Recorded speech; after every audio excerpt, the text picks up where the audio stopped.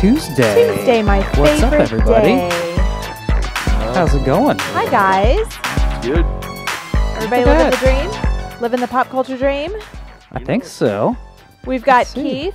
We've got me. I'm Sarah. We've got Travis. Hello, Internet. Welcome to The Fold. You are either watching us live on facebook.com/popshow or listening to our amazing podcast, which you downloaded from Google Play, iTunes, or Podbean, also Stitcher. There you go. And or maybe you linked to us from Twitter @popshow, or you just migrated to our Facebook page, facebook.com/popshow, which we're very excited about and keep updated regularly. It is a big day for us. We have a super awesome interview with the showrunner and a writer of a little show you may have heard of. Maybe just a little show called X-Men, the animated series. X-Men, the animated series, which at least the three of us in this room have spent many a Saturday morning. I mean, I might still know every note of the theme song and have it stuck in my head on. I tell you, that every theme other song, day. I forgot how also awesome it is. may have been singing it all week, but that's a thing we It do. might be. That's why we do a It podcast. might have replaced the DuckTales theme song in my head. I'm just saying. I've had the DuckTales theme song in my head for probably 6 months. Don't you throw that blasphemy around here. That's, well, I know. I mean, but you know, they're on the same playing field as far as catchy. But until we get into, yeah, there can't it wait to goes. fix it. Always DuckTales around here. So before we get into that, we're going to talk comics, and then we're going to talk some X-Men animated. What has everybody done in pop culture this week?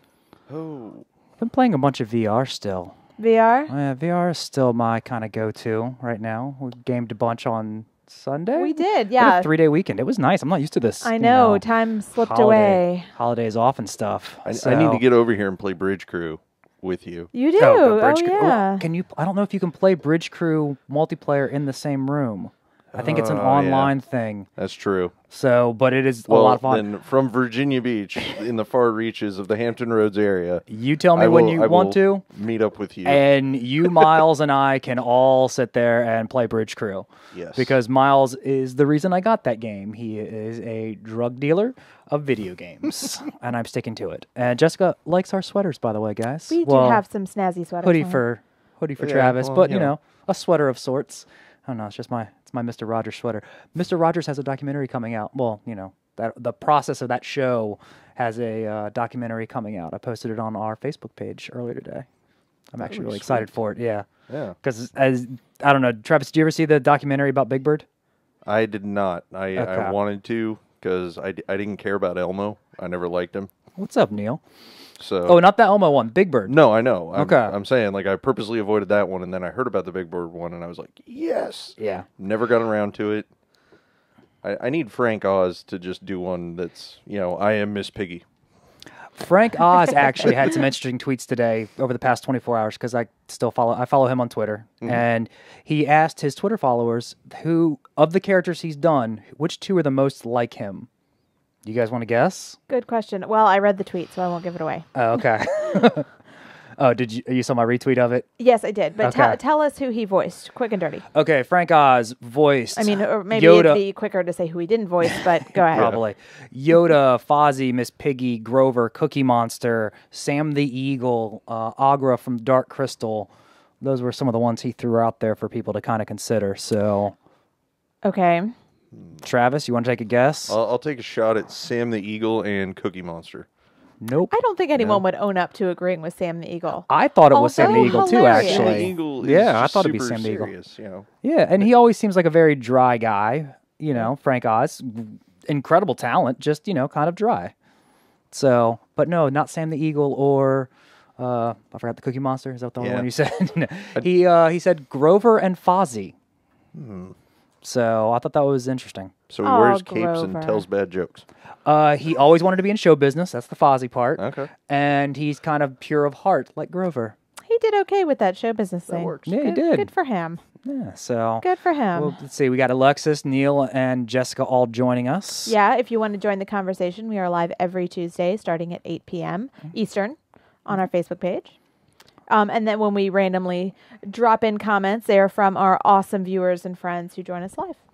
Yep, exactly. Be part of the conversation. So Feed us lines. We need all the help we can get. it's true. So, someone has to pick up the slack because I'm not in there to harass you with mile-long diatribes in the middle of the show That's true. that you have to decipher. Are you working on any articles for us on our website, popshow.com? So actually, I've been trying desperately. I know you had a long one you were working on there for a while. Yeah, well, that one's still a work in progress. But Okay. there was another one that it keeps turning kind of into an angry screed about fandom Fair. and how much it is getting out of hand. Yeah.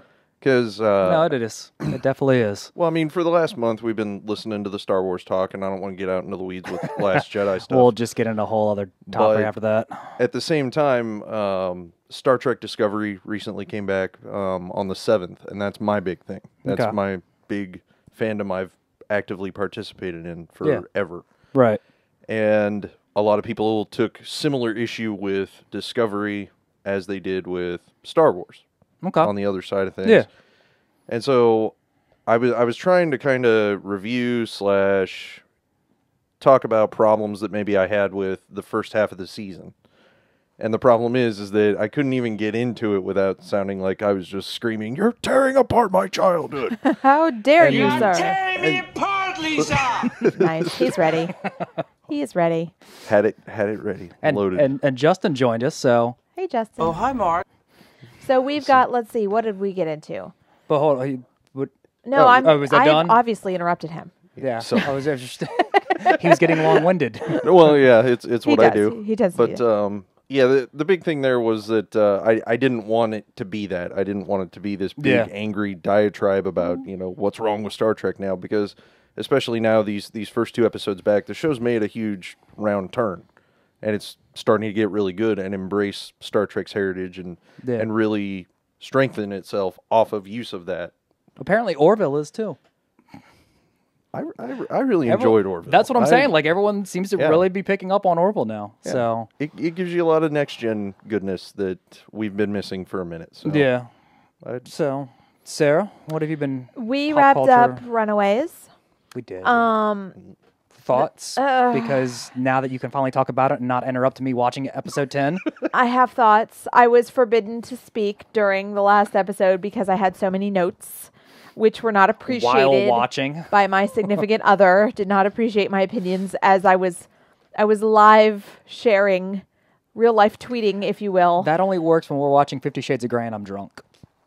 Yeah, it didn't work when we were watching Runaways, but Sober. the thing about the Runaways is that it's such a great show, and the writing, and I knew it by like episode 3. The writing was starting to come unraveled. It was like there was a thread, and someone pulled the thread, and gradually it started to, like get all Weezer on you and hold this thread while they walked away. And it by the last episode, I still enjoyed it, but it got to, like, you're already suspending belief in a lot of things. It's obviously about Sure, it's aliens and superheroes and, big giant holes in the earth and all this stuff. But also... Spoilers. Well, yeah. But also, it fell apart. We'll keep watching it. I think I would anyway. I sincerely do enjoy it. And it's not the worst writing I've ever seen.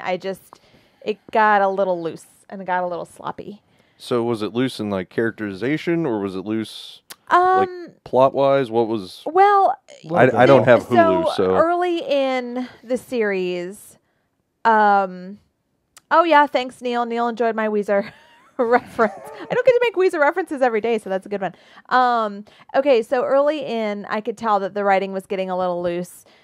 Because they were using really commonly held tropes like turn on the TV and then 45 minutes later they turn on the TV and there's the exact news segment they need. Like, that is one of my pet peeves. Yeah, but they aren't the first to do that. They're not the first, but they shouldn't do it. It's lazy. I don't disagree. There's a lot of other, it's 2018. Everybody in the show has a smartphone. Everybody is very connected. They use Uber like every other shot. So, they could have better ways of I think communicating. they use Lyft. Okay, well, whatever it is that they use. Product placement. But but then toward the end, it just got to be, I think some of the characterizations of the parents, who are arguably some of the more interesting characters. The kids are great too, but the parents, there's like this mystery surrounding them, and the kids, they're teenagers, so they wear their heart on their sleeve, but the parents have this like enigma wrapped in like really sexy sweater dresses, and there's like all this stuff going on, and they started to get a little unrealistic. They weren't reacting the way you would expect them to. They sort of played fast and loose with their relationships with their kids, which I guess for teenagers isn't that far off base, but I don't know. I have hopes for season 2. Yeah. And I don't know. I mean, I can't say this is incredibly spoilery, but there is some running at the end of the first season. Yeah, finally. They finally live up to their name. They made a vague reference to like, we'll call us the Runaways after all the kids or whatever, and they all kind of groaned at it, which I thought was funny. I thought that was a fun little that's fun dark. little tag. So, I'm trying to think, what else have we been up to? Gaming and watching TV, I guess. Really, I got around to Shape of Water yesterday. Ooh, how was that? How was That's that? on our list. Went and saw that down there at the Narrow, and absolutely fantastic. Good. Did that with a double feature with Lady Bird, actually, and that movie surprised me. That was way more interesting than I thought it would be. Lady Bird or Shape of Water? Well, both, but Guillermo del Toro intrigues me no matter what he does. Yeah. So I walked in there hyped, ready to go for whatever ride he was going to take me on. But they were both just fantastic movies. And Shape of Water, go give it a look. Yeah, because the Narrow's got a whole bunch of stuff. I mean, they're doing that thing now where it's award seasons where they will keep going back and forth and playing their stuff. That's how we saw Arrival. I think we've mentioned that before on the show. Right. So yeah, Shape of Water is definitely on our list. And I don't know if we mentioned it on the show yet, but when it snowed here, was it last week? Mm-hmm. Week and a half ago, roughly. Guillermo del Toro actually retweeted a photo of the Narrow with the Shape of Water on the marquee. We fancy. Yeah, and we had a fancy big here in old Norfolk. snow drift in front of it, and we're gonna get snow some more tomorrow, so that'll be fun. Yeah. Well, it's actually a good thing we're maybe getting a little snow, because on Friday at the Narrow, Flick It Friday is doing The Thing, John Carpenter's I like Thing, it. So, and I think they're doing they got The Thing Friday, and then later this month they've got Animal House, I think on one of the Sundays? Yeah, that's right? actually next They Sunday on the do. 28th. And Friday, the next, they've got Narrow Minded with Fargo. Okay. And I have to say, their Valentine's Day movie this year is Legally Blonde, which is a very big deal to me because I probably know every line of that movie. And, exercise gives you endorphins, and endorphins make you happy. And happy people just don't kill their husbands, which is something I say at least once a day to my best Stay friend. on target. I don't need your tomfoolery over there. You just don't appreciate the awesomeness of Legally Blonde. I don't know. No, neither of you do. I've not actually even had a huge crush on Reese Witherspoon forever, so I actually really like the first one. The second one, no. But I can watch the first one. That's okay. You don't need to. Is there a third one coming out? I feel like there's a They third did a one. musical. Did they? Oh, yeah, I did hear about the yeah. musical. Yeah. Oh, yeah. You haven't lived feel till like you've I seen Bend heard and of it. Snap, the musical number. So, speaking Oh, of yep, there. there speaking it of is from musicals, Jessica. yeah. A little less Bend, a little more Snap. Speaking of musicals, we touched on it a little bit last week, but we saw The Greatest Showman, and I have not stopped listening to the soundtrack since. And Solid. I'm kind of excited about the potential for live show on that one, because obviously it's a musical already. I think it'll be an amazing show. So I hope that comes live and tours eventually, which, being in Norfolk, we'll get it, 12 years after it actually. Okay, see, why does this even... beautiful music. You know what? I had fixed this, and it wasn't doing this earlier, but now it is for some What reason. does that So, beautiful music you know mean? what? That beautiful music means this right here. Hang on, let's hope this technology works. It's the Greg song. Yes. Oh, do I have to do it now? They don't have to, but Comics with Greg. Comics with Greg. Oh my God. Comics with Greg. Comics with Greg. You guys are Comics with terrible. Greg. Comics with Greg. Comics with Greg. Comics with Greg. I refuse. Oh, yeah, we were peeking there. Sorry, guys are guys, if we terrible. hurt anybody's ears on that one. Greg, my man, how you doing, dude?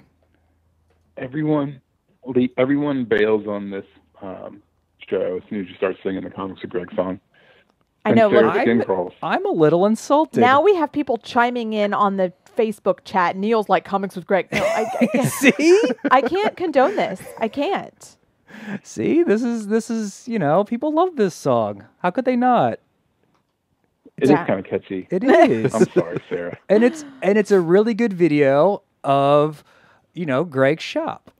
I've been overruled before. I'll live. Yeah, well, you usually overrule me most of the time. So we did just talk about Legally Blonde for the last 5 minutes, so I did win that one. It was a small victory. Yes. Well, there you go. Small victories. That's right. So, all right. Greg, how you been, man? I'm doing really well. Good. It's been a week since we spoke last, and Yes. I've missed you. I've missed you too.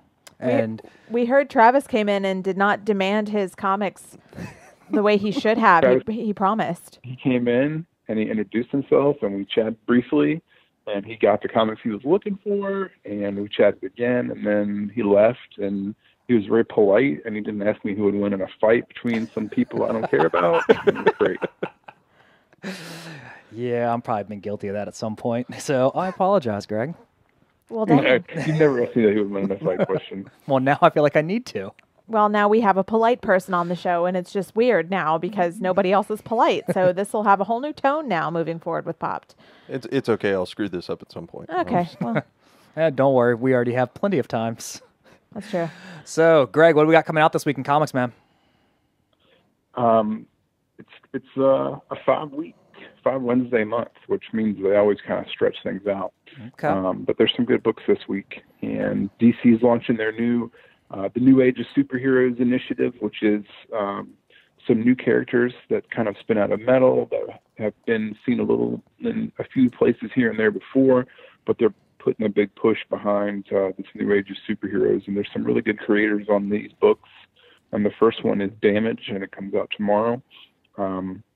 It's drawn by Tony Daniel, who's done a lot of work that fans seem to appreciate on superhero stuff.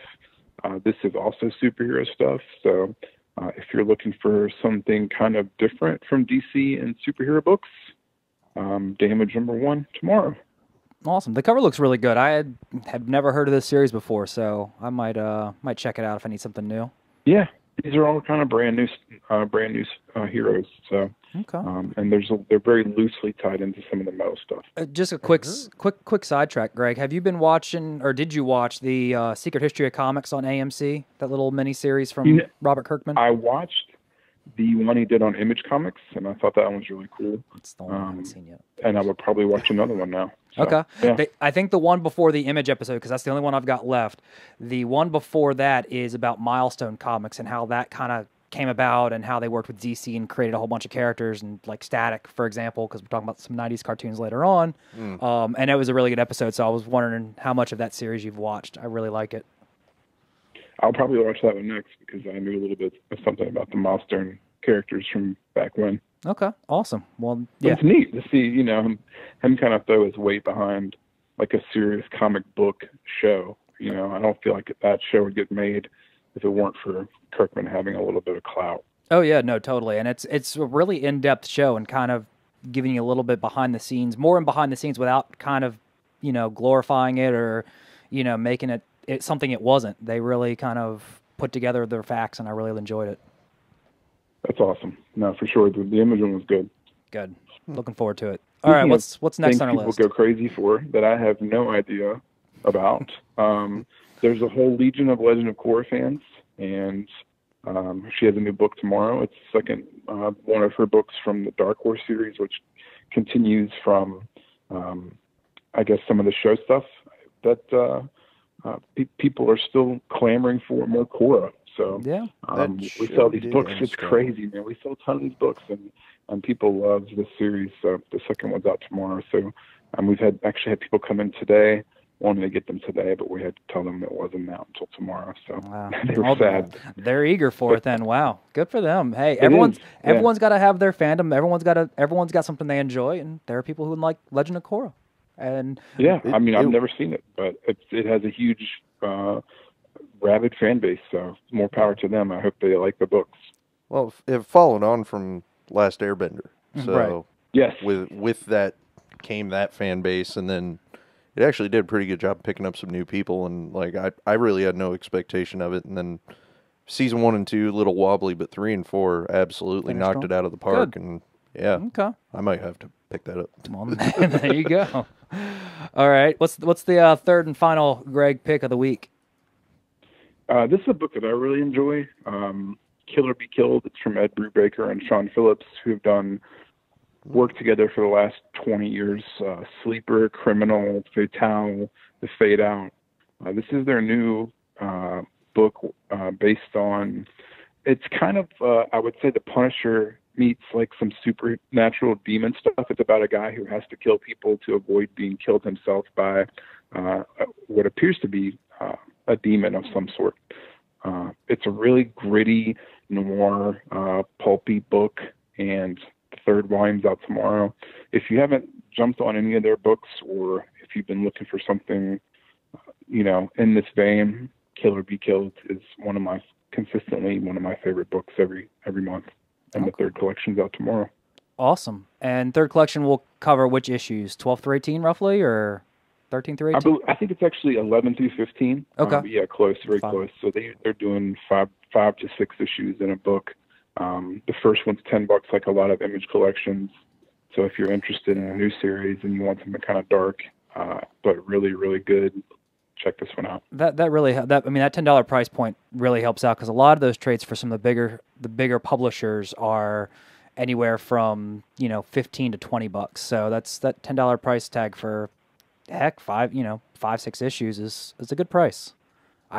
Image does that a lot, and it's great. I love it. Good. Well, where can they pick up these fine comics? Tomorrow's New Comic Day. Come get comics if you live in Norfolk at 1905 Colonial Avenue. Grab a stack before it possibly snows again and you're stuck at home. And if you're not in Norfolk, then comicshoplocator.com for your closest comic book store. Awesome. Well, Greg, I appreciate you calling in, man, and we will talk to you next week, and I'll see you tomorrow to pick up a stack before I get snowed in. That sounds good. I look forward to hearing the X-Men guy. So awesome. Well, they will be calling in here in about 5 minutes. Super. Thanks, Keith. You guys have a good night. You too, man. Bye. Bye. Should have asked him if he had any questions for him. That's my fault. I know. Letting Greg down week after week. Yeah, well, let's know. Can't take you anywhere. Greg's only one of many people that I let down on a regular basis. I know. I'm probably first in line. Ouch. Womp, womp. Well, yeah, see, I wasn't quick enough on it. I know. There it is. Yeah. Very sad. So, yeah, Saturday mornings. X-Men. I'm excited. We were connected with the Lewalds via Twitter. We shared some random Wolverine news. I don't even remember what it was. I think it was something about the 25th anniversary, which it is this year. Is it 25th? It was last year. Yeah, last year. And that's the was whole the reason 25th for this anniversary book. of Yes. the X-Men the Animated Series, and I shared a tweet from Pop Show, and they retweeted it, and all of a sudden we had dozens of retweets, which is a little above average. Yeah. For us. We take it where we can get it. It's just the starting of the empire. We're building. We'll get there. Yeah. So we said, hey, look at this is awesome. We remember the animated series. It was great. And, we're still very invested in cartoons. We have our ones that we watch. And long story short, we were like, hey, you want to come on the show? And they're like, sure. So here we are. And I'm getting all pitchy because I'm excited. That's a good reason to be excited for. They, when they said they wanted, talked about getting on the show, the reason they are coming on the show, besides it being the 25th anniversary, let's see if I can, there we go, it's going to have a glare on it, but they wrote this, there we go, fancy book. A tome, if you will. Yeah, it really, it's a nice hardcover. Yeah, it's serious like a business. Textbook. I'm kind of wondering if they teach, one. if they I know, you saw it on Amazon, you're like, okay, well, maybe, and now you see it. Yeah. You definitely want it. Yeah, because, I was looking at it, I read the preview chapters and everything on my Kindle. Yeah. And you don't get the full impact because it's not in color. So when you're looking at pictures and looking at some of the posters and promo materials and stuff, they're not in color either. Don't worry. Oh, really? Yeah, it's black. It's a black and white book. Don't worry. Dang, but they've got a lot of cool little. Well, let me hold it so it's actually on camera. There we go. They've got a lot of cool little pictures and anecdotes, and I haven't finished the book yet because this thing is 400 some pages, and I'm busy with other stuff like video gaming that that I mentioned earlier. But it has been very insightful. It's kind of taken me down the fun little trip down memory lane. Oh, yeah. I've been enjoying it. And it's a good read, too. It's not like just droning on or trying to, build up their ego or anything. I mean, they're just, hey, this is what happened. This is how we remember it. Here are a few interviews to back it up. I mean, they interview the cast, the producers, some X-Men or some Fox heads and that kind of stuff, short of getting Stan Lee on, and they might have that interview with Stan Lee for all I know in the book. Yeah. They cover everybody, artists, all of it. Well, it's kind of cool though, because I mean, we remember, eating our Frosted Flakes or whatever and watching the show. And when we were a kid, we're invested in the serialization of the show, which was cool for us. Yeah. I mean, a lot of the kid shows that were out there, particularly animated ones, were not serialized in this way. And this one told a cohesive story, and we wanted to know what happened next. Well, now that we're older, we've seen all the episodes. Unfortunately, it was not as much as we wanted to. We were not able to binge them like we are now due to availability. I might have.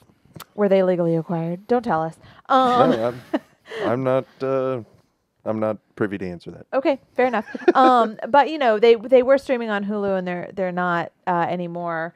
But I plan to ask them about that too. Yeah, we should. We'll ask them. But it's more interesting to us being working professionals who were once eating our Frosted Flakes on the floor. Now we eat our Frosted Flakes sitting on the sofa like adults. Yeah. And we're binge watching this show, and it's kind of interesting to see how it was made and how it all came together, because now that we have the like brain capacity and the interest to appreciate more than just the serialization of what was happening, it's cool. And yes, Ezra, a book about cartoons is in black and white. If you want, we can ask them about it. You just let me know, and I will ask you why they went with that. Maybe it probably has to do with cost. It probably is, because there's a lot of promo images and I was about to say screenshots. This is a book. Photocopies of the series Bible, the few pages they put together for it, episode rundowns. They give you a shot-by-shot breakdown of the theme. I mean, it's a really cool book. They probably wanted to keep it from being like $60. They have a whole chapter on. Now if you're familiar with the show, you obviously remember the characters. Beast would recite a lot of Shakespeare. They have a chapter purely on all of the influences and why they went with those choices for his Shakespeare quotes. Yeah. There's a lot of info packed in this book, and I've really been enjoying it. So I definitely suggest it. Well, there was one image that was in my little preview, which was like the first 4 or 5 chapters or so of the book, and I burned through it. There we go. Really got to fix that alarm, guys. I apologize. They're here. There we go. Hey guys, how's it going? Here, let's fix some stuff here. Is the sweater game strong with me tonight? Yes, crushing it. Yep, your sweater's way better than our sweaters. Totally win the sweater game. Oh, that's awesome, guys. I like it. Where did you hold on? Let's get the first question out of the way. Where did you get that sweater? Hold on. Yeah. We should probably do introductions, but I really want to know where she got that. Yeah, no. First things first. Where can we get one? It was a Christmas gift from our younger adult son, who found it. I believe it's an operation called Box Lunch, and they have a website. And I tried to order one for Christmas. I didn't get it.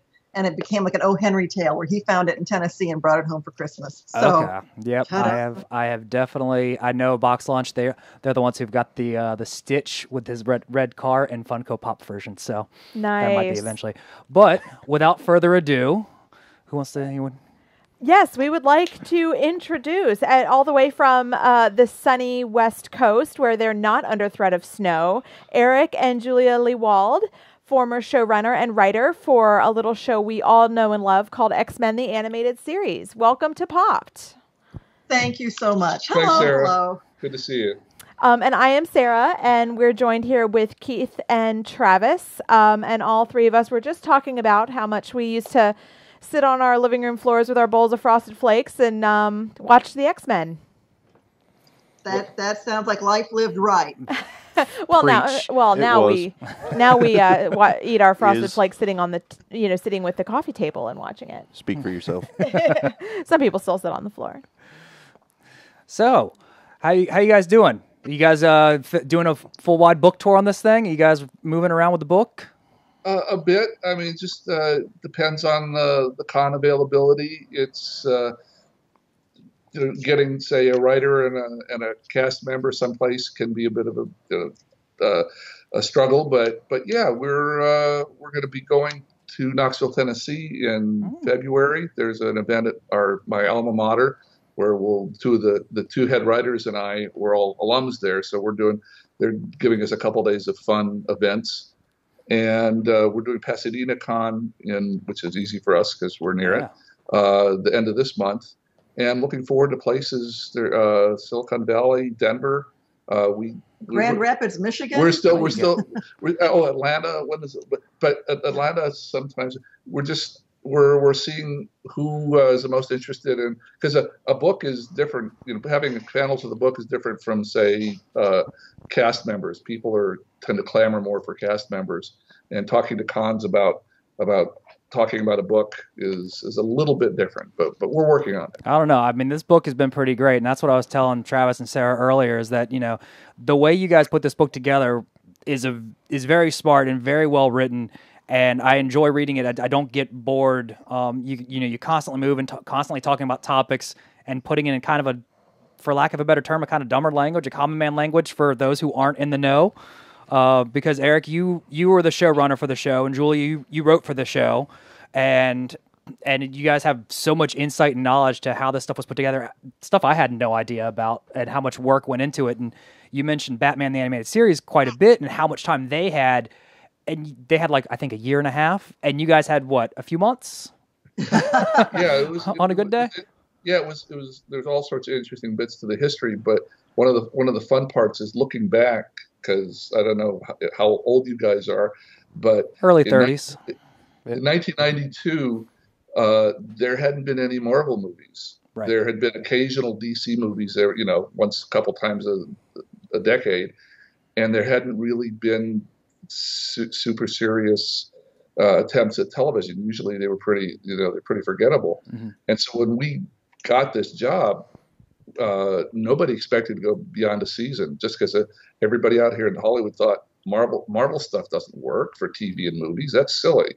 Right. So we had this weird, different culture to overcome, and the idea that we were able to try to tell serious stories about superheroes was a really kind of gift to us, and was really different from what anybody tried before.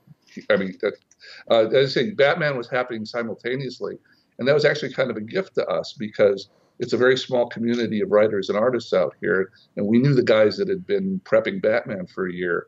And so we just thought, oh my God, it looks so beautiful. They've got such an amazing budget. It's going to be such a great show. We need to push ourselves to compete with it. This is before either one was on the air. So the guys that did that show as well as they did inspired us to go an extra mile. Well, and you guys really did. I was reading about, you guys lost count of about how many times you sent the theme song back, and then you guys had animation issues with ACOM. I mean, you guys had all sorts of stuff going wrong, trying to work with the budget you guys had. Yeah, it was weird. A lot of TV. I mean, if you look back at cartoons in the 80s and 70s, they just kind of threw them together real fast. And we're part of the business, and we'd worked at the top end of the budgets at Disney, where we met during the Disney afternoon. Mm-hmm. But we also, most of 90% of the cartoons that were made for television were just kind of thrown together, and people said, don't bother us with stories, don't bother. We just need to get a half hour produced, and as quickly and cheaply as we can do. And so that was something to kind of overcome. And luckily, Fox wanted to make its mark. So they decided, okay, we want you to do this as well as you can. But still, they decided late. And so we had basically a low budget schedule and a medium budget to try to get the thing done. And as I said, they let us all go after we finished the first season, because they just thought, this isn't going to go anywhere. Guys, find some other work. Right. No one signed a multi-term contract on that. Yeah. They were just they had to hire us all back. A bunch of us went off to Universal for a few months and started the Exo Squad series. Mm-hmm. And while we were in the middle of getting that season going, we get the phone call. Oh, guys, by the way, it looks like X-Men's going to work. So we'd like you back, please. And that was a little awkward, but some of us managed. Go ahead. Can I ask you guys a question about the writing, because that's the most fascinating thing to me? You know, the thing about children's programming, and it's so I mean, it wasn't bad when we were kids, but, you know, having that serialized, consistent storyline wasn't necessarily the norm, and it was something that we all were able to latch onto. Can you tell me a little bit about that process, just having the storylines like that? Well, initially, it was you sitting down with Mark Edens, who is like he was going to be also on the show full time, but for budgetary reasons, there. Yeah. So we luckily they were going to take that chance, and it ended up costing them a lot of money letting us do a serialized first season, because what happens, one reason that they don't usually let you do it is that animation takes so long. It takes 4 or 5 months between the time the script's done but to when you get the animation back from overseas. And if something's not working, and you've got episode 1, 2, 3, and 4 isn't working, you can't show 5. And so if you have to send 4 back for a couple months of retakes, suddenly everybody's pulling their hair out and showing repeats. And in effect, that's why we started late. We were supposed to start in September along with Batman, but the animation came back and it wasn't good enough. And it threw everything off. And so networks don't usually let you do syndicated, 13 episodes connected like we did. But Will Mineo, who was the designer of the show, was such a big comic book guy, and so was Larry Houston, the producer director. They begged for it because they said, this is what comics are. This is the nature of them. They progress. And Mark Edens and I, as we set up the first season, we felt the same thing. I mean, writers have so much more, it's so much more satisfying to be able to tell a story over 13 episodes. Look at the limited series these days on cable and premium channels and streaming. I mean, the idea of being able to take characters across 10 or 20 episodes progressively makes for much better storytelling. But in the end, it took the network to take a chance on us doing this. And part of that was also the presumption that it was going to be 13 episodes and done.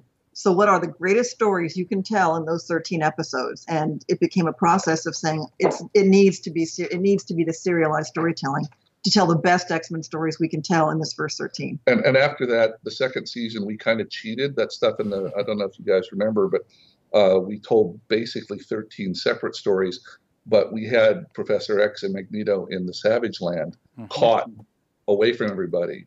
And so what we did was we wrote that first, so we'd be sure to have that animated, those little 1-minute bits. And then the rest of the stories were fairly separate. We kind of cheated, but they let us do that. They wouldn't let us do us 13 in a row, so we cheated with the stuff in the Savage Land. Well, our viewer Ezra says that the serialization really made it stand apart from Batman. So it worked. Yeah, now, I mean, people now expect an overall season arc on their show, because if they don't get it, they're like, well, what do we watch it for? You know? Yeah. They really do expect that on a lot of their shows now. And X-Men was the first show I consciously remember having any sort of serialization. Sure. Yeah. They're the only one I can think of was a favorite of my youth, was Bullwinkle. They did it in really small ways. They'd have about a 4-minute bit and another 4-minute bit, and they had about a 10-part series. But again, it's such an anomaly. Yeah. This is what happens when you've got a really tiny budget, but you're pushing yourself to go as far as you can.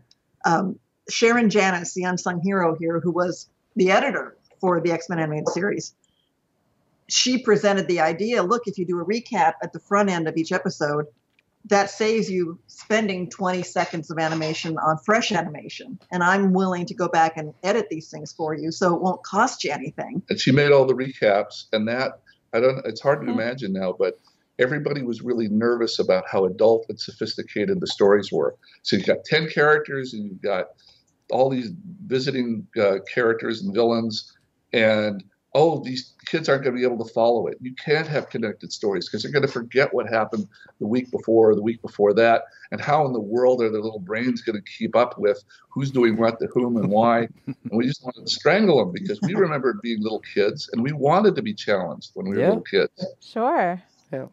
Well, hence the previously on X-Men, which turned out to be such a crucial, part of the show. I mean, oh yeah, yeah. I mean, kids are smarter than I think a lot of adults give them credit for. But still, it doesn't hurt to get your brain jogging again. For right, sure. and especially when you got into those bigger arcs that were, it wasn't just a 2-parter episode. You might have had 3 to 5 parts in an episode. So you guys had to catch us up on those first 3-4 episodes so we could finally finish up that 5th one. Yeah. For the two Phoenix saga, the 5-part and the 4-part Phoenix and Dark Phoenix, those it really helped that they made it an event at Fox. The first time that I think the Phoenix they played it 5 days in a row during the week to kind of not start off the season, and it got everybody jazzed. They replayed it again weekly. But that was they were smart. They said, okay, we've got this big event. Let's use it. Here we are 25 years later. We have heard from more than one person who, as a young child, did not have access to the family's VCR and got yanked away like the 3rd or the 4th episode, or didn't see the 5th episode. Back then, man, you missed the episode. That's it. You missed it. So you had to wait 3 months for a repeat to catch episode 4.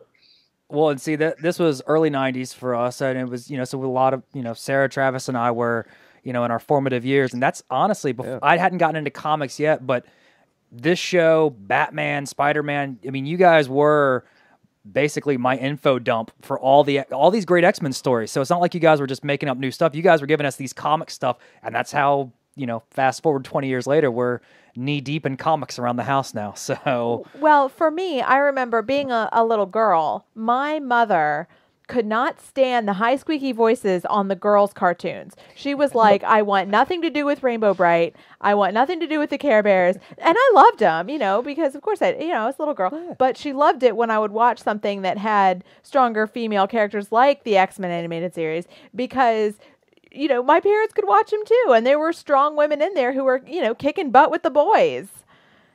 Yeah, exactly. Yeah, and it's weird. They look back at it as some sort of big feminist statement, but we just said, okay, we need to pick the 8 or 9 characters that are the most interesting mix, so that they contrast to each other, so they don't overlap with each other. It's like you didn't want to have Wolverine and Cable and Forge and Bishop. You didn't want to have like 4 gruff guys. You wanted to have this completely different group of people thrown together into this weird dysfunctional family.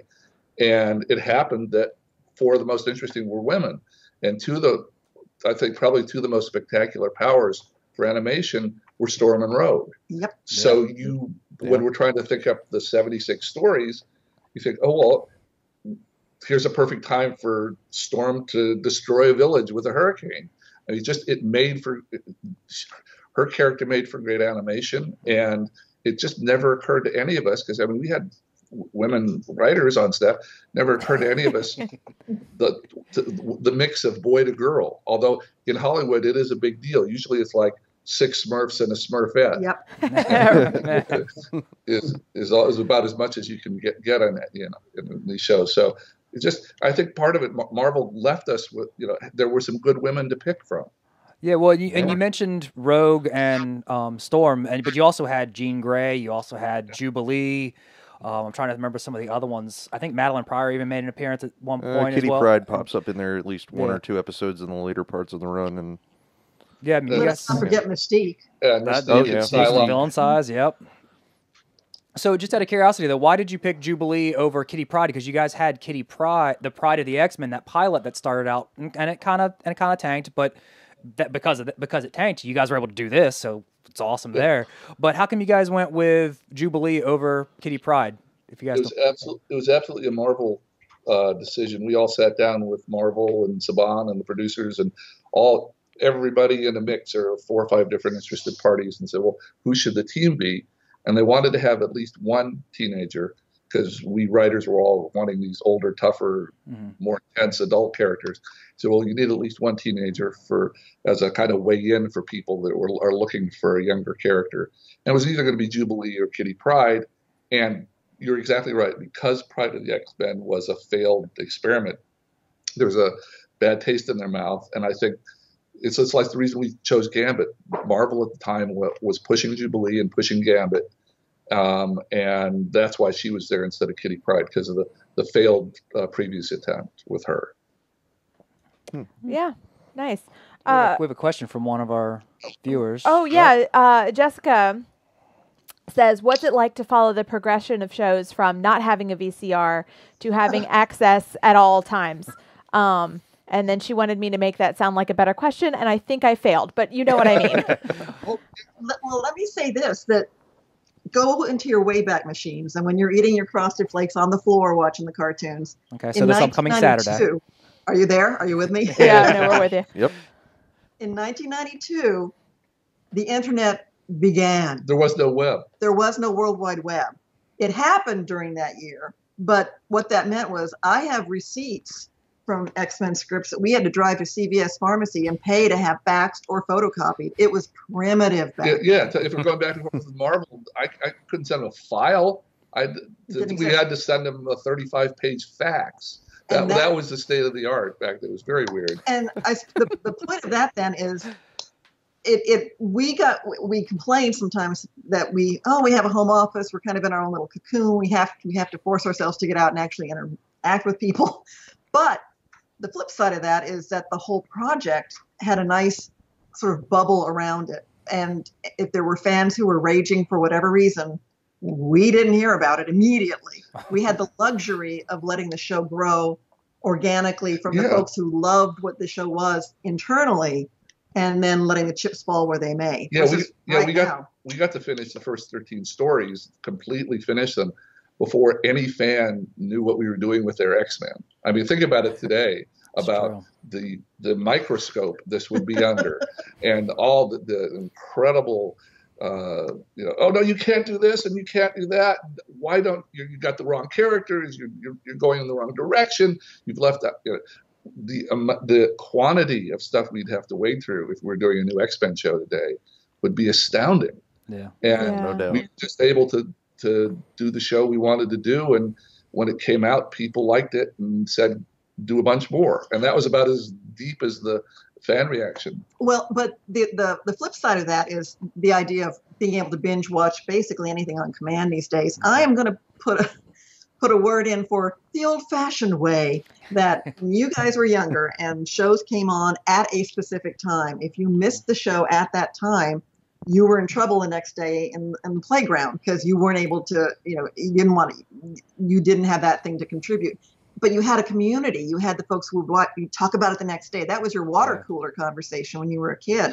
Whereas now, we were watching you guys before we came on, and the idea of one of you binging and the other one not quite being caught up on an episode, it's a different thing when we all can't share at the exact same time. I think that's why events like the Super Bowl and things like that are exciting, because then we're all in it together, all at the same time.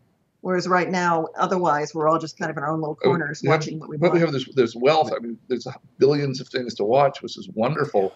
I mean, I grew up wanting to watch old movies, and you couldn't see them, and pre-VHS, before, as my son would say, when fire rained down from the sky when I was a child. And we wished, there's all these movies and all these TV shows, all these wonderful pop culture out there, if we could only have access to it. And now we have access to all of it, which is a weird, it's like getting what you asked for. It's cool, and I wouldn't go back, but she's right. There aren't really many events, except for like movie openings, because you all want to go Thursday night and talk to your friends on Friday. It's true. But besides that, there's not that much. Or I guess the new books come out, but mostly it's like, I'm going to go back and check 4 seasons of fill in the blank, and you do it on your time. Yeah, there's pros and cons. We have coordinated efforts where if one of us gets into a show and the other one wants to watch it, then we have to kind of agree to cheat on each other with Netflix, and like he will get 3 episodes in, and I'll still be on episode 1, and then we can't talk about whatever show we're binging. I mean, it's a whole thing. No, it is. Oh yeah, it's a balance. Right. Yeah. But then there's also the double-edged sword of the court of public opinion, in that early people will get Early buzz. previews of a show or a movie, and then immediately then it's on Rotten Tomatoes and it's on Twitter, and it could be slaughtered before it even comes out. And there have been several shows where we've watched it, we're like, we quite enjoy this. This is not worth all the venom that's out there. Yeah, very true. Well, we mentioned some of the streaming stuff and being able to have it all at our fingertips. We actually had the X-Men show at our fingertips on Hulu for a few weeks maybe, and then it disappeared off Hulu. So do you guys know when it's coming back? Are you part of that process? We have no idea because we are so far removed from any of those decisions. It'd be nice if we were, but I got to give Hulu credit because people were complaining, which is nice, about the removal of X-Men the Animated Series, and whoever they have at customer service was writing back to folks saying, well, we're trying our best to get the team back on the Blackbird, and we'll do it when we get our rights. It's like, oh, well, good for them. Okay, they're at least plugged into good old X-Men. They just said it was, the contract ran out. They had them for 15 months or whatever, and it ran out, and they hadn't set up to renew it. Who knows what's going on there? But with the Disney Marvel deal, we have no idea what the fallout from that's going to be. When they can, we're hoping that if Disney and Fox do get together, I mean, there's certain problems out here in Hollywood because Fox owns the movies, the rights for the movies and TV for X-Men, and Disney Marvel owns everything else. That there's a lot of fighting and stuff that doesn't get produced, and they certainly weren't ready to talk to us about the book because neither one of them wanted to promote the old TV show because all the rights were separate. I don't know if you guys remember, but Marvel went bankrupt in the late 90s. Yeah. Yep. And they did. They sold off all these rights, and that's why Spider-Man's one place and Deadpool's another place. And that's been a bit of a mess because studios don't like to sport their rivals' stuff. And that's, I think, one reason there haven't been more X-Men animated series, despite the success of the movies. Right, and you mentioned some of the selling off stuff. Did that affect y'all's show at all when they were selling rights off and saying, okay, no, you guys can't use this character you wanted to use in season 4 kind of thing? There were no changes as we went along. When we started off, obviously we're working for Fox, which was cool. Yeah. It was they desperately wanted an exciting new edgy show, so that was really good luck on that part. But the selling off parts, I think, hurt Spider-Man more. Look, they haven't even put out a Spider-Man DVD set because of this weird rights.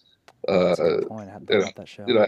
All this time. But to answer the question about using characters, Marvel had a strange idea that back then that they didn't want to use up their characters, so we weren't allowed to have guest people. Larry Houston stuck them in. If you guys remember, there were all sorts of mutants in the background that there's the Punisher, there's Spider-Man, there's Deadpool, there's Doctor Strange. I saw Ghost Rider pop up today when I was watching the season finale for season 1. Yeah. And there's the Watcher. There's Black Panther. Yeah, all this stuff.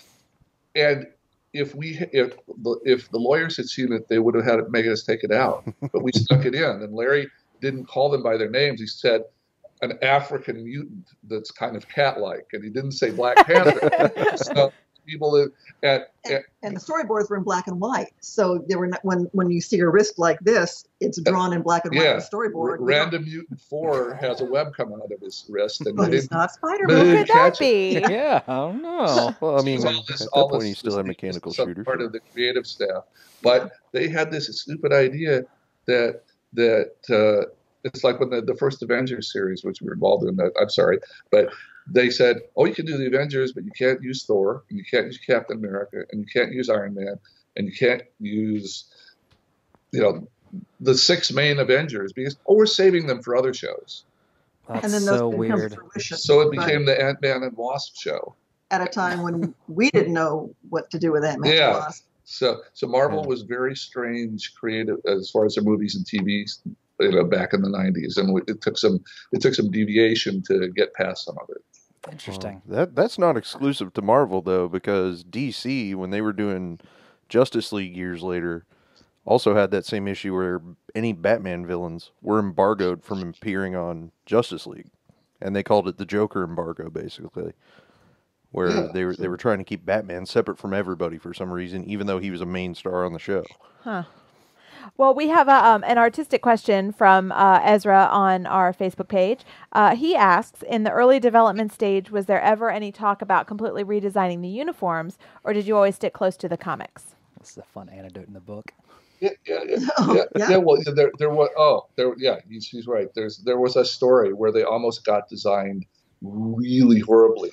Just the design you see, which is very close to the Jim Lee design of the early '90s, which is what we were using. The designers looked at and said, which of the half dozen major designs of the X-Men over the years is the best for animation? Because there are different rule changes. You've got to make things flow. Just as having a character in a really complex suit, turn to the left costs $50,000 if there's too much detail in the suit. So the designers said, okay, what can we simplify and use as best for animation? Everybody decided it was Jim Lee.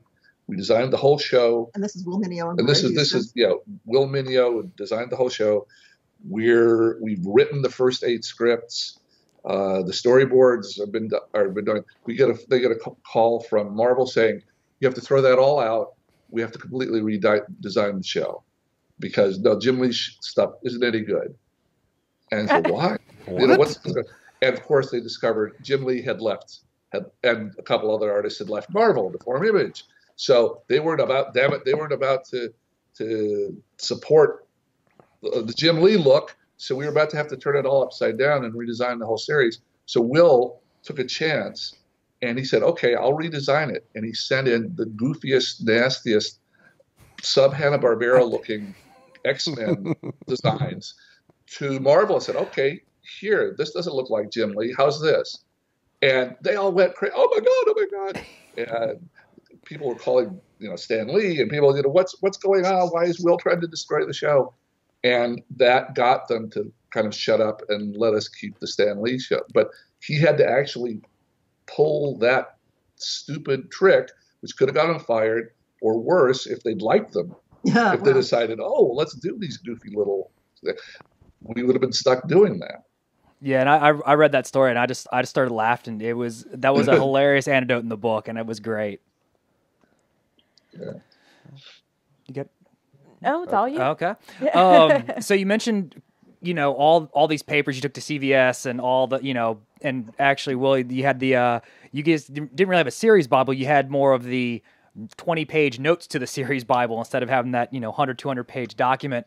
Did you guys keep all this stuff in a notebook, or was how did you guys put this book together in that sense that, until after the first season, like you said, you didn't realize it was going to be a hit. I mean, you guys put your blood, sweat, and tears into it and made a quality show. But after that first season, you went on and did Exo Squad.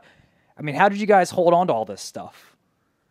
We got a big garage. It was dumb luck in that back then, floppy disks. These were on 5 3/4. So things had to get printed out. We had to have hard copies of everything. Yeah. And it became kind of easy early on because you were getting all the storyboards and all the scripts through each iteration and all the notes. And as a writer, I was getting what I was getting. Just kept putting them in files and putting them in boxes.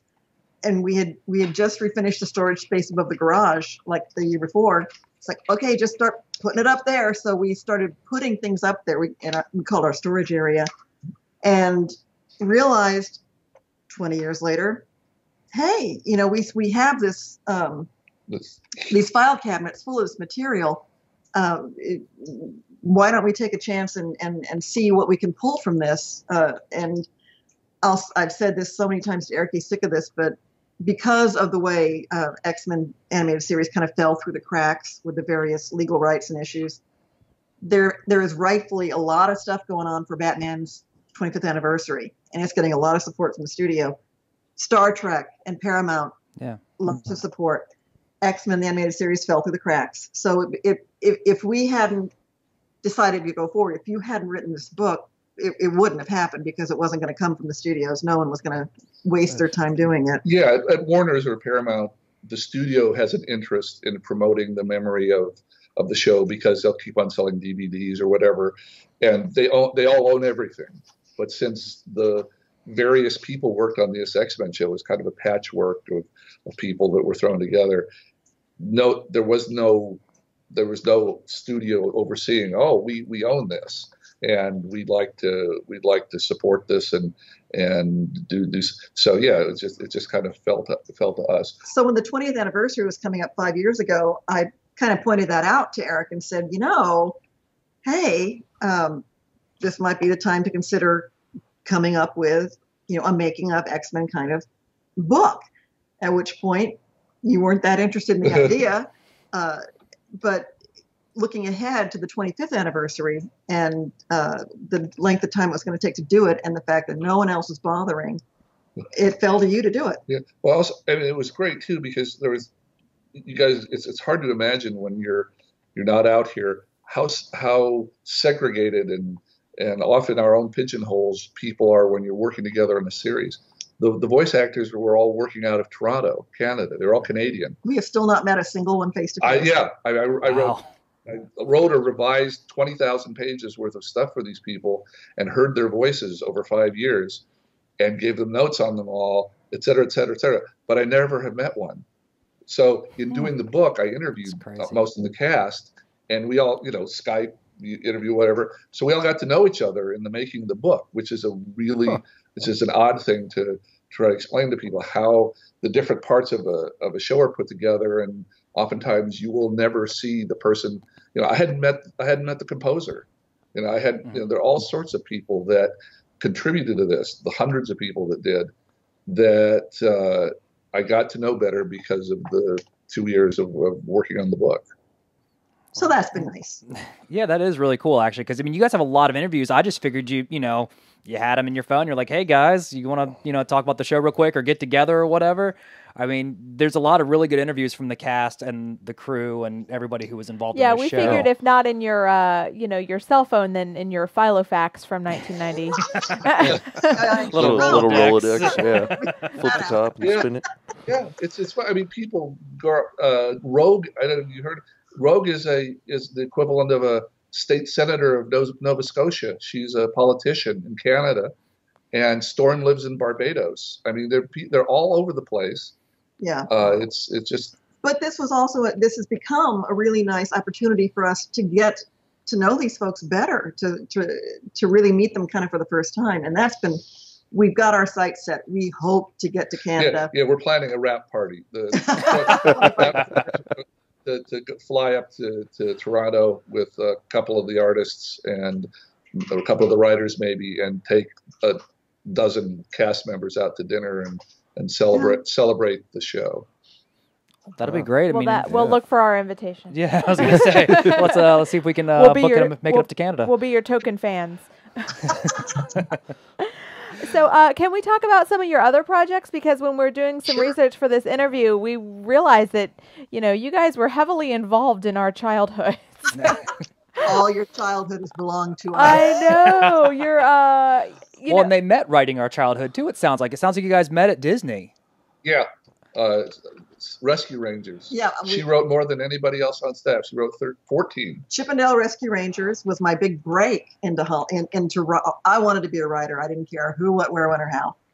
And the folks at Disney TV Animation, Tad Stones and Bryce Malik, were letting folks come in and pitch for what was going to become the Disney Afternoon, and you didn't have to have an agent. And I was there every week for 6 months trying to sell them something. And God bless them, they let me come in every time. They said no every time. But on that 6th month, they said, oh, well, that's an idea, go with it. And from that moment, came back the next week and they kept letting me go to the next step. And then they said, well, you want to be on staff? I went, yes. And you turned out to be in the office next door. Yeah. And that's how we met. Thank you, Disney. Yeah. Good for you, girl. You dig in. I love that. Well, what Sarah's too modest to say is she's actually working on her own writing projects as well, too. So there's a lot of rejection. So I don't. Hey, chip away at it, man. Keep writing, keep submitting. Chip away at it. I see what she did there. So we've got Chip and Dale. You've got Darkwing Duck. Darkwing Duck. You got a little Goof Troop. Oh, Gargoyles. Gargoyles. Tailspin. Winnie the Pooh. Beetlejuice. Yeah, Beetlejuice is my personal favorite. Beetlejuice got us the X-Men gig. Absolutely. I mean, it's because I did a season for Fox for the same people that ended up doing X-Men, and they liked it. And so when X-Men became available, suddenly at the last second they looked at each other and said, whose style do we like best of the people who've worked with this for the last couple of years? And they said Eric. So it was doing a season of Beetlejuice got me the opportunity. Absolutely. Well, that's really cool. Wow. Now, Beetlejuice, I'm trying to think of where that aired. I'm trying to think. It was a Fox thing. It was was a Fox? Kids WB, I think. It started on ABC for 3 seasons. It was ABC, and it was kind of softer and gentler. And then when Fox was starting out, they didn't have any shows, so they bought a few that were already in existence. They were a little edgier. But when they bought Beetlejuice to do it for a couple more seasons, they said, we want to do 22s rather than 11s, so the full half hour, and we want the stories to be more adult and edgier so that people distinguish them from the ABC shows. Now, probably most kids didn't much care one or the other, is having fun with Beetlejuice, but that was a specific thing at Fox when we were hired on, saying make it older, and we always like to hear that. Yeah. Oh, absolutely. Yeah. Well, it makes the writing more creative and fun too. So what are we missing in your amazing catalog of work here? Yeah, what were some of your personal favorites? Oh, well, I did a 3-part thing on Red Planet, and had fun doing that. Went on to win an Environmental Media Award. Yeah, it was a Fox TV 3-part Fox TV movie on a Heinlein story adaptation. This is a few years ago, yeah. But during that time, then also we got to do RoboCop Alpha Commando. That was for MGM. For MGM. And there was a guy at Disney who had hired me to do they had a last season of Gargoyles that was kind of a tack on that was completely different from the previous Gargoyles, and Disney just wanted to decide to do something different. I don't know if the fans liked it or not, but so I had done a season with him. This guy named Jay Fukuda was a wonderful executive at Disney. He moved on, became a head of MGM Animation, and so the first show they did there was a RoboCop show, and Julie and I were and our close friend Michael Edens were in charge of the writing for that one. And so and Mummy's Alive, Julie and I and Michael did, which was company. Ivan Reitman, the Ghostbuster guy. Yeah. His company and Deke, which is a kind of low budget production house here, did that one. I got the chance to work on Cat Dog and Men in Black. Buzz Lightyear, Space Command. Alpha Command. I remember that one. Alpha Command. That's sorry. Yeah. The one, of course, Julia remembers most fondly because she got to be up close and personal with Ryan Gosling. And that was Young Hercules. It was an attempt, they haven't done it much since, to do a half-hour live-action show for kids on Fox. This was from the Renaissance people who were doing the Hercules and Xena. Hercules and Xena, and they wanted a half-hour, afternoon and Saturday show, and we got tapped to do that live action, and it happened. They hired this young 17-year-old guy who was real scrawny, but it was Ryan Gosling, and we got to meet him twice because it was all being filmed in New Zealand, and we're writing in Los Angeles, and things again are being sent with a time zone difference through fax machines. That's crazy. Yikes. Yeah, but he was great. I mean, Right. he was. I mean, this is one of the few non-animation things we've done, but it was intense. It was 50 half hours in 25 weeks. Yeah. 2 a week, bam, bam, bam, bam. And to his credit, he was 17 and he was in almost every scene of every show, and he handled it and he made it good and he sold it. As I say, it was less, creatively. The people at Fox then were, I don't know, it's hard to imagine why, but they were more restrictive and younger. It wasn't the same people that let us get as wild as we did on X-Men or as adult. So ironically, it's a live action show with Greek gods and goddesses, but they pushed us to make it younger than we would have written it. So still, we loved doing it. It was great fun. It showed us that live action, which is, supposedly classier out here, is actually much easier to do. The scripts are shorter. You don't have to worry about working with the artists. all sorts of production details. You don't have to think. You just hear the stories, get them done. And as I say, we love doing animation, but it is more complicated and it's more detailed and it's more demanding. Well, you definitely have a lot of fans scrolling in our Facebook feed because, Bionic 6, Gargoyles was mentioned. We got a lot of fans that are loving those shows and are thanking you guys profusely for them. So, got a lot of fans. I have gotten static in my head since I heard that Ryan Gosling happened to them. And I'm like, well, that... Yeah, stay on target. Yeah, Animation. Animation. The cartoons we grew up with. Actually, kind of a question as far as the animation stuff. Are you guys going to do any books for the other shows? Oh, we might like to. The hard part is, I don't know if you guys notice this, but we certainly notice it with our grown kids. The current generations don't buy books as much as they used to. And something like X-Men has a built-in fan base that's so immense that a publisher felt comfortable taking a chance with us.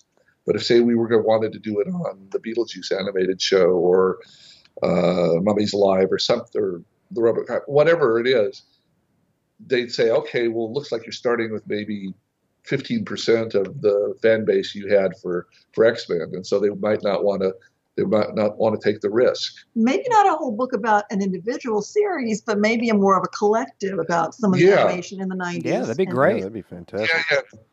Executives that we knew that are good, close friends, or people that were in the middle of that say, it was such a fertile time for animated shows, for pop culture, that somebody should write a pop animation in the 90s book. And that we'd be happy to be part of that. Send a note to our publisher and tell them to give us an advance. You send us the contact information, we will gladly post it so everyone harasses them and tells them to give us a new book by you guys. So you just let us know. We'll make it happen. So actually, I do have a question because it's more of a, I guess, behind the scenes kind of question, because IMDb doesn't really list showrunner as a credit. They call it like developed for television by, and you guys have those to your credits. We still have showrunners today, I guess, but they don't up at the forefront. How does a showrunner differ from a producer or the director and that kind of stuff? Those high management guys. Yeah, Hollywood is really confusing that way because credits can mean all sorts of different money. Yeah. There are things like if you get a created by on a series, forever, if they're sequels,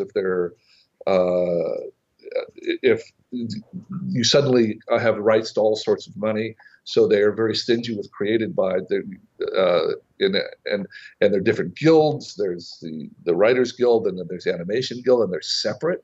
So oddly, people that write billion-dollar animated movies aren't part of the Writers Guild. They're part of an artists guild. It's a mess out here. But the short answer is that all these different credits, showrunner is not an official credit. It's never, you look on screen today, you don't see it anywhere. Right. But it's the Hollywood shorthand for the guy or woman whose vision it is. And in that way, there's so many people that work on these shows. There are thousands of people, and if you have weak links, everybody's important. But it tends to come down to, okay, we're trusting this person to be the general contractor or the foreman or the person that takes it from A to Z, that gets the assignment, takes from A to Z. Sometimes the showrunner isn't even the person that came up with the series. It happens a lot out here. You'll have someone that comes up with a great idea for a show. The network wants to do it, but the person, say, has never worked in a writer's office before or hasn't gone through a year and met deadlines before. So they don't, maybe because there's an awful lot of management involved in that along with the writing. So they will hire a showrunner to make the show based on the creator's original idea. So while the director is on set or in the office handling the storyboards, if you're doing animation, and the producer is handling everything budgetarily, making sure things are paid and people are in the right place and that stuff's been handled out, figured out that way. In our experience, the showrunner has been the person who is sort of overall in charge of the writing and making sure every aspect of that writing is like you said, hitting the deadlines. Because every episode's got to have an approved premise, an approved outline, an approved first draft, and there's iterations and shades of gray and all of that. And that's happening now, and you have one that's here in this stage and one that's here there. Every week you can have multiple scripts flying by you. Yeah, like with Young Hercules, perfect example. In TV, there are 4 or 5 directors on a series because it's so production intensive. You have to do either a new half-hour show every 3 days or a new hour show every 6 days. And so you've got director number 1 doing the show and 2 and 3 and 4 in preparation for the next shows. And so the directors are on versus movies. The directors in television are kind of just are part of the crew, and they're reasonably interchangeable. And it's not a big deal if you lose a couple, you gain a couple. It's like the cinematographer or whatever. They have an impact, but they're not the single person responsible for the show. The showrunner from the beginning, every single person, the directors, the crew, the networks, the advertisers, the people putting the money up, everybody talks to that one person. It's like they are responsible for making everybody happy, everybody above them, everybody to the side of them, everybody below them, and they are the kind of the focal point. And in that, I say it's different from movies where the director kind of takes over and it becomes his baby. Out here now, the people in TV that the category that is the most focused on is the showrunner. How have you kept your hair such a great color by being a showrunner so many times? That's what I want to know. Yeah, seriously. Jeez, that's nuts. That's scary. Yeah. And soon to turn 63, so I don't know where. I don't know. Good genes, unhealthy living. I don't know what it is. I'd have pulled it all out, I think. Seriously. All right, I've got one more question. Unless you guys have anything else. I got a couple. Yeah, go for it, Travis. So, when I was reading through some of the earlier chapters of the book, it said you had 76 episodes, and there was 59 stories because you had multiple part arcs, and there was only one story that you ever had to scrap because otherwise you didn't have the time to be able to do that. So I was just kind of wondering, how did that happen? What was it that wasn't working? Was it something with the animation? Was it the script just wasn't coming together? What killed that story? It was absolutely the script, because the way that the people in power allow the episode to progress is they go for a couple sentence pitch about what the story is.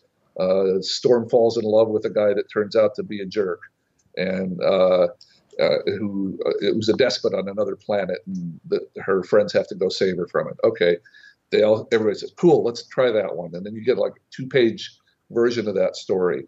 Everybody has to sign off on it, and everybody gives their 2 cents worth, and you change it and you move it around. It gets to 10 pages and an outline, and then 40 pages of the script.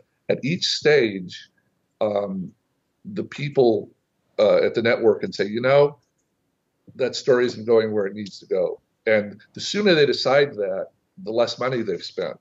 So if they decided at the outline stage, they've only paid an outline fee to the writer, which is only 25% of their fee, and they can throw that thing away. They can start from scratch. But in this case, I had talked them into saying, look, I see something in the story that none of you people see. I really believed in it. I believed in the writer. I was enjoying it. And I'd fought for some stories before that had been kind of iffy, and they turned out really well. So the people above me were thinking, okay, let's give Eric another shot. And we got the script out, and I handed it in, and everybody who had questions about it says, it still doesn't do it for me. It was just the story, the characters. Took place in Russia. It was with Omega Red and Colossus. Bring Me the Head of Charles Xavier? Yeah, we called it Bring Me the Head of Charles Xavier, and I don't remember why. Other than the Peckinpah reference. And but I don't remember at the core what was wrong with the story, other than these experienced peers of mine that were working with me looked at me and said, "We don't get it. It's not working for us. Can you please put it aside this one time and come up with something else?" Oh, okay. All right. Rest in peace, that storyline. Yeah. The other thing is, obviously, you're doing X-Men, you're doing children's programming, so broadcasting standards, practices, all that fun stuff. They're going to fight with you on any kind of extra violence or anything like that. Was there any ever stories that maybe you would have liked to have pushed further, but maybe you had to cut things back or couldn't go, or maybe you couldn't even adapt, because you did adapt Days of Future Past, but was there ever an X-Men story maybe that you couldn't adapt because by default it was just too violent or not kid-friendly enough to be able to make it work? Usually we would get a sense of that at the real early stage about, this is just going to be, not really. I mean, it's odd because we have them fighting supervillains and blowing up cities, and there were elements of stories, like, for instance, in the Phoenix, in the comic books, quite rightly, they have her, like in the Star Trek episode too, they have her not just destroying a planet where there's nobody on it, they have her like destroying 6 billion people, and that's a simple adjustment we have to make. You can have Phoenix destroying the planet, but you can't have her killing 6 billion people. So there were adjustments back from the comics in small details. The one thing that we did change was more of a, I don't know, it wasn't the violence, it was more of a sexual thing, which was having Jean pregnant. We had laid out the second season after, when they're going to get married, first episode of the second season, we're going to have her get 6-7 months pregnant and then have a baby by the end of the second season and have it be a double mutant. And we just got real strong feedback from that. It wasn't the network as much, it was the producers and directors and people saying, Jean kicking ass with a huge baby bump in spandex is going to be awesome. And people at Marvel liked it enough that a couple of years later they let Jean and Scott get married. And I guess I can't remember, I'm sure they had a kid. They must have had a kid. Yeah. But that was something we had laid out in detail, and the people said, no, you got to pull back. And that's why we had the wedding turn out to be a scam by Sinister. We laid it out as a real thing, and then we had to, at the last minute, we had to change it. And that's because you were asked to come back for a second season, which you weren't counting on. Yeah. So, but yeah, the pregnancy and the mutant baby we were pulled back from. Let me just do a shout out here, though, to the woman named Avery Coburn, who was broadcast standards and practices for Fox Kids. And did she have a thankless task? And yet she was, you're not going to hear it very often, but she was a real champion for the show in a way a lot of folks in that position wouldn't have been. And when you look at X-Men and the stories we were able to tell and the opportunities we were given, I'm still impressed that she had the sort of, I'm going to say, courage to advocate for these things. Yeah, like killing off one of the main characters in the first story was something that she allowed us to do. It took us a couple weeks of persuasion to get her to do it, but we said we can't have an X-Men show if there's no consequences to their fighting. We have to show somebody die in the first story. Right. And she agreed to it. And not 8 out of 10 fans we talked to say that's their first memory is Morph's dead. And he was supposed to stay dead. And the fans screwed that up. Fans had to adjust that. Let me put it that way. Well, to be fair, in the sense that Fox interviewed a bunch of children, a bunch of young people, and said, "Oh, you like X-Men? Yay! Who's your favorite character?" Expecting Wolverine or maybe Beast, and instead, so the kids all said, "We love Morph." Yeah, 6 or 7 weeks into the first season showing, it's a #1 hit. Everybody's excited. Fox asks kids, "Who's your favorite character?" And they say Morph. So I get the phone call.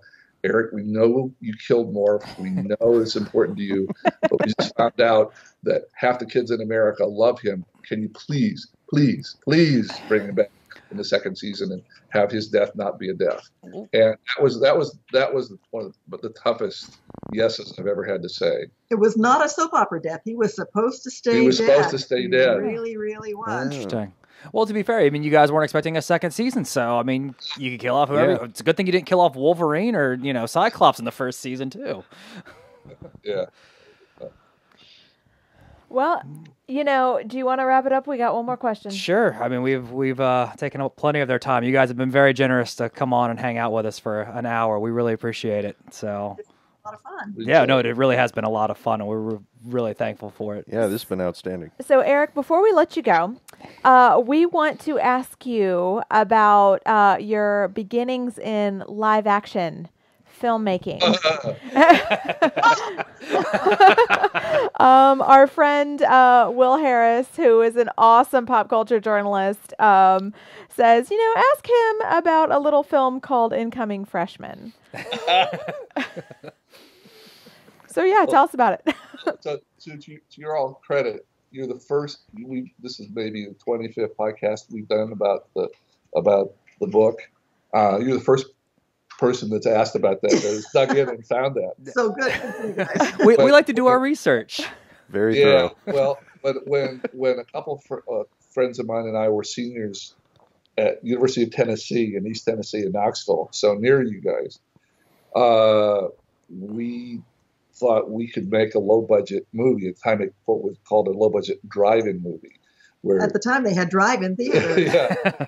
And we loved movies all through college, and we'd somehow cobbled together our version of a film degree. And as soon as we got out of college, we raised a few dollars, like a few $1,000s, from friends and family, and spent a year and a half making an R-rated college movie about a girl who comes to the big college and learns about the world.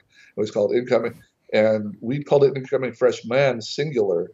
But when we actually sold it, I mean, it was shot in 16 millimeter film, which is something primitive, hard for people to understand.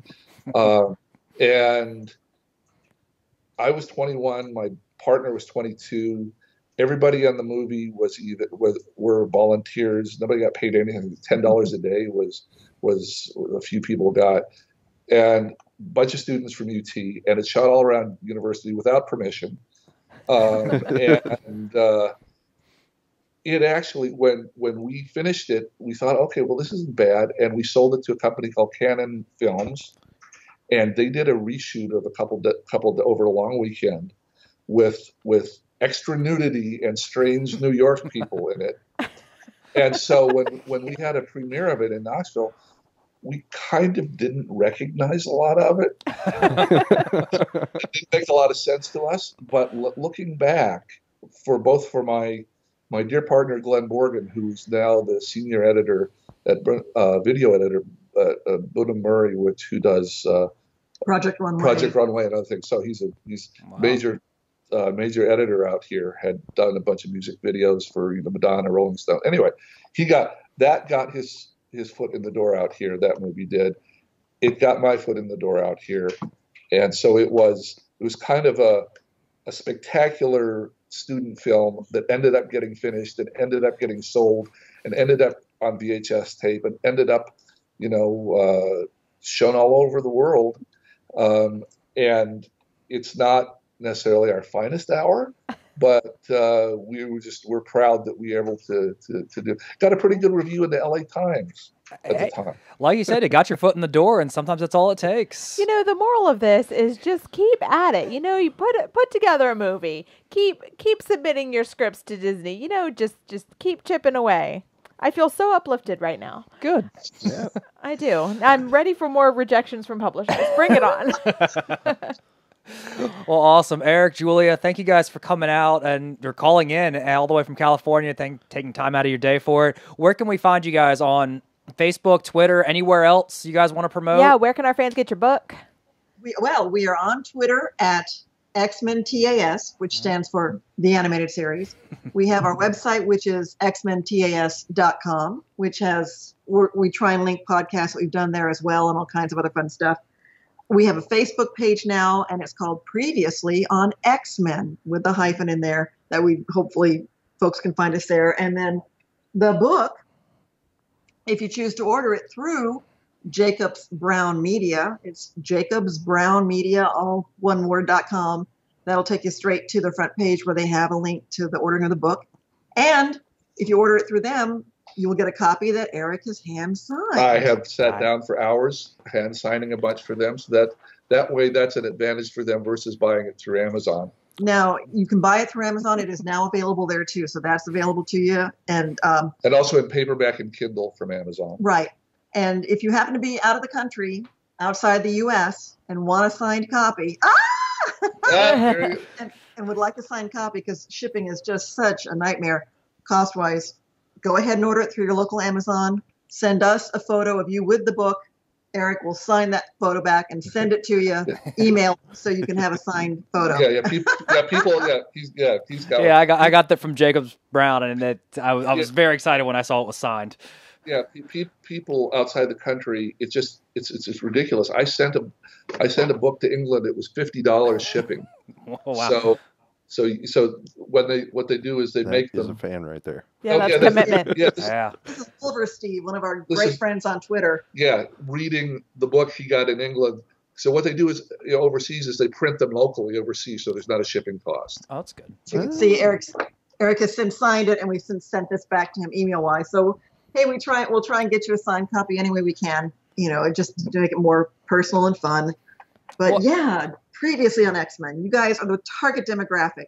Come on, people. Oh, yeah. No, totally. I mean, for those of us that still buy books, we are definitely your target demographic. We are very grateful for the hand you guys had in a lot of shows that pretty much shaped, our outlook on life, our views of animation, our career ambitions, our moral compass, probably at some point. Yeah, well, basically the entire foundation of my knowledge of the X-Men is this valid. show. Yeah. We picked it up here. So, thank you. Yes. I'll say this. And I'm sorry, I know you guys have to go here, but you had films and stuff up and then 1992. It hits with Batman the Animated Series and X-Men the Animated Series. Yeah. X-Men the Animated Series, you had 30 years of X-Men comic books and a whole universe there. And now we've got billion-dollar films on the other end in the 2000s and the 10s. I'll take it to the grave that X-Men the Animated Series was the bridge between those two worlds. I totally agree with that. Oh, yeah. 200%. There's no doubt about that in my mind. And you guys let us know who that publication company is, and we will mail. Do people still use mail? We'll email bomb them. Whatever we have to do. We'll send them a passenger pigeon. We will tweet assault them. Fax them. On the back of the book you got right there, Jacobs Brown Media. That's okay. Those Bug them. All right. So. And they do all pop culture books. So if anybody would be up for doing a 90s animation book, it'd be them. Okay. Well, we will definitely make sure to put the contact information on our Facebook page so people bug them and we can get to another book from you guys. Because I really like how well this book has been written. It is, I feel like it should be taught in class because it's like textbook shape and size and everything. Yeah, we'll get Miles to teach it. So, over there to you. Awesome. That's all. That'd be great. Yeah. We can make that happen. We know some people at universities around here, so we're connected, sort of. All right, we actually need to work on this. Yeah, we'll work on it. Okay, awesome. Eric, Julia, thank you so much for taking some time out of your day for us, and we will be in touch. Great, thank you guys. Thank you. Bye. Bye. We can pick. Yeah, we're having the same issues. Let's try to close it, everybody. That was fun. Wow. They hung up for an hour with us, guys. That's awesome. I feel special. I know. Will saying, Will, our interview teacher, he's such a good guy. He said first person and 25 podcasts ask about, I saw that too. Like I saw it on his IMDb and he had an actor thing and it was only one credit and he's the man carrying the package. I don't know if that was an innuendo or not. But I probably shouldn't ask too many questions about that. But I saw it and I'm glad Will brought it up to remind us to ask about it because Will also has his random roles that he does with his interviews, and he really gets down to the nitty gritty. And honestly, it was just as easy as going to their IMDb page. And also, if you're local to Hampton Roads, he does teach a class at the Muse Writer Center here in Norfolk, Virginia, the-muse.org. I know somebody else who maybe teaches social media for writers. Yeah, they may Sounds teach a class like a fun there. class to take if you're interested in that. So yeah, guys, Thanks for hanging out with us. That was fun. Yeah, I don't know how we even end that. Like, No, how do you I know. wrap that up? We just like drop the mic and leave. Although you'd kill me if I dropped your mic. Yeah, I would kill you if you dropped the mic. These are expensive mics. They're pricey good. mics. So I mean, we could have, I guess, Fingers from Richmond play us out. So with some Maniac Mansion. Absolutely. Travis, thanks for joining us tonight. Happy to do it. Are you on any social media that you care to share with everybody? I'm still working on how reachable I want to be. He's blogging at popshow.com. I am, though. That yes. is true. Once he edits Please through comment on anything I've written, and I will happily engage there. Yeah. Yeah. You can find me at Sarah Janet Hill. I also run the Pop Twitter machine at Pop Show. And don't forget, if you are watching live on Facebook, you can download our podcast to hear that awesome interview again on Google Play, iTunes, Stitcher, and Podbean. Correct. And follow us on Facebook, facebook.com/popshow if you're not already there. If you're listening to us in podcast form, you can join the conversation live. We have our show every Tuesday night starting at 8 p.m. For sure. And I will be editing those podcasts soon. And you guys can find me at VA Pianist on Twitter and, commenting on Pop's Facebook page on a regular basis. And yeah, we will, if you guys have someone you want us to interview, tell us. Seriously, because this was just... I'm just going to throw out Bruce Timm because I desperately want to sit and assault him with questions. We'll see if we can get a hold of him. Totally. So... Listen, there's no one I won't cold call. No, totally. If I can find an email address for him, I will write an email. For sure. And Ezra, Jessica, Neil, Will, thanks, guys, for chiming in and giving us some extra questions to have, too. I mean, we had a few questions we had lined up, but... Thanks for throwing in y'all's too, because we can't think of everything. So and Ezra was tossing out some love for both the Orville and my Broncos earlier, so I at least I have to acknowledge that. Yeah, I mean, look at the Star Trek on the profile there. Ezra's a man of the Just people. fantastic. Oh yeah, no, Ezra is definitely one of our fans here. So we appreciate Ezra and everybody else checking in tonight, guys. And we will see you all next week. Later, guys.